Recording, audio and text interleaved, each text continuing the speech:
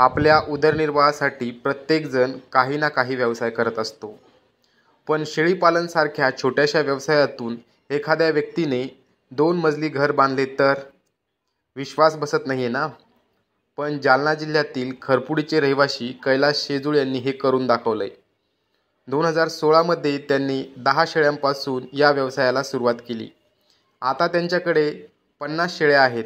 दरवर्षी यातून त्यांना 5 ते 6 लाखांचे उत्पादन होते. याच व्यवसायातून त्यांनी हे टुमदार घर बांधलंय. कशी साधली शेजुळ यांनी ही किमया पाहूयात. माझं नाव कैलास दत्तात्रय शेजुळे. मी राहणार खरपुडी, तालुका जिल्हा जालना. माझ्याकडे 2016पासून मी शेळीपालन सुरू केले. 10 बकरी आणि 1 बोकडपासून सुरू केले. आतापर्यंत मी 400 बकरी विकलेली आहे.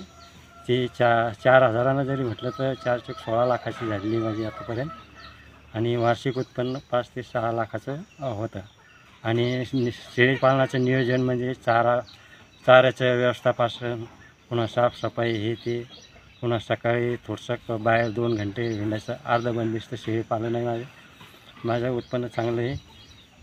मी सकाळी 5:30ला उठतो, साफसफाई करतो. त्यांना सकाळीच एक चाऱ्याची कोरडी वैरण देतो, दुपारा ओला चाऱ्याची वैरण देतो, संध्याकाळी परत भुसाची वैरण टाकतो. आणि साफसफाई हे ते मी स्वतः करतो. माझी घरची मंडळी 2 घरच्या सुना, बाकी मी स्वतः व्यवसाय करतो. हा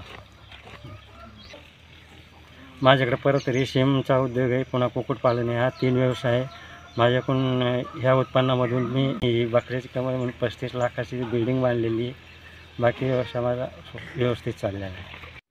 5 एकर कोरडवाहू शेती असलेले कैलास शेजुळ यांनी शेळीपालन, रेशीम शेती आणि कुक्कुटपालन अशा जोड व्यवसायाच्या माध्यमातून आपली प्रगती साधली आहे.